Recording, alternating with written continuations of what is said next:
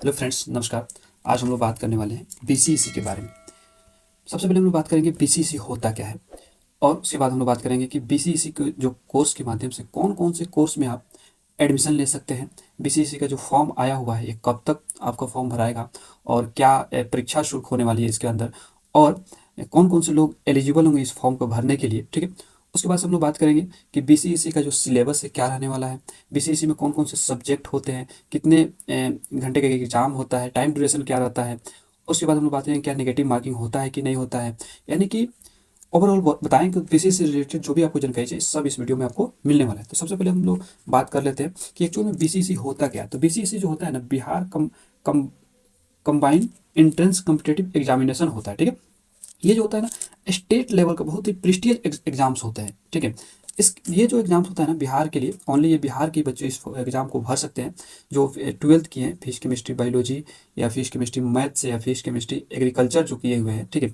वही लोग इस फॉर्म को भर सकते हैं, क्योंकि दूसरे स्टेट के बच्चे नहीं भर सकते। और ये पेन पेपर के माध्यम से एक होता है एग्जाम। ठीक है।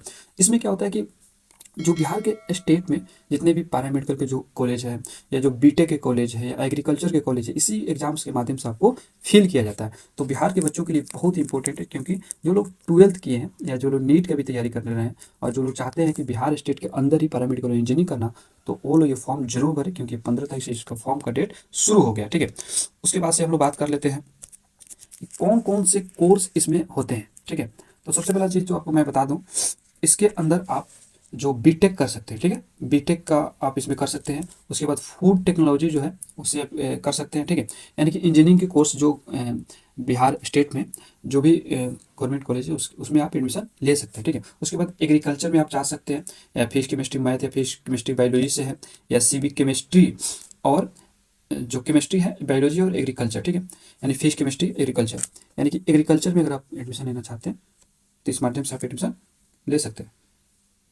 फार्मेसी के कोर्सेज में जा सकते हैं, अगर बिहार से आप चाहते हैं गवर्नमेंट कॉलेज से फार्मेसी करना, बी फार्मा, तो आप इसको कर सकते हैं। उसके बाद से जो पैरामेडिकल जो जो कोर्सेज होते हैं, बीपीटी होते हैं, बीओटी ऑक्यूपेशनल थेरेपी होते हैं, बैचलर ऑफ मेडिसिन जो होता है, बीएमएलटी जो होता है। ठीक है। उसके बाद ऑपरेशन थिएटर होता है, रेडियोलॉजी का जो कोर्स होता है, ऑप्टोमेट्री होता है, बीएससी नर्सिंग होता है, या अदर जो कोर्सेज है। सिंपल कहने का मतलब है कि आप अगर बिहार से हैं, बिहार में पैरामेडिकल इंजीनियरिंग और एग्रीकल्चर करना चाहते हैं, तो इस फॉर्म को जरूर भरें। ठीक है।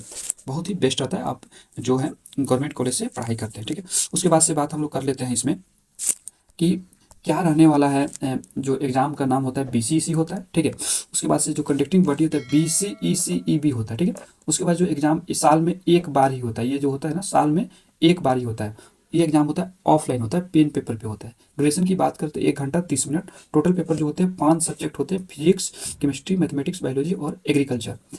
तो किसी 3 सब्जेक्ट को आप लेते हैं, या 4 भी सब्जेक्ट आप ले सकते हैं। ठीक है। जैसे मान लीजिए आपको बायोलॉजी से जाना है, बीपीटी कोर्स में आपको एडमिशन लेना है, तो फिजिक्स केमिस्ट्री आप क्या लेंगे, बायोलॉजी लेंगे। ठीक है। जिस किसी को मैथ से इंजीनियरिंग करना हो तो वो अपना पीसीएम लेंगे। ठीक है। क्वेश्चन जो टाइप होते हैं मल्टीपल चॉइस क्वेश्चन ऑब्जेक्टिव्स होते हैं, और एक जो पेपर होता है ना 400 मार्क्स का होता है। यानी कि कहने का सिंपल सा मतलब है कि ये जो हो गया ना, आपको 1200 मार्क्स का आपका ये होता है। ठीक है। 1200 मार्क्स का, इसमें नेगेटिव मार्किंग भी होती है। ठीक है। अगर सही कीजिएगा तो 4 नंबर मिलते हैं, और गलत कीजिएगा तो नेगेटिव मार्किंग नंबर भी कट जाएंगे आपका। ठीक है।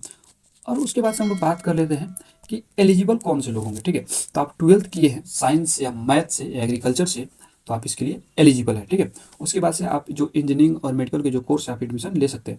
एज जो इसमें है, आपको कम से कम 17 साल होना चाहिए मिनिमम जो है, और अपर एज लिमिट की बात नहीं कही गई है। ठीक है। आप 40 साल के भी है तो आप इस फॉर्म को भर सकते हैं। ठीक है।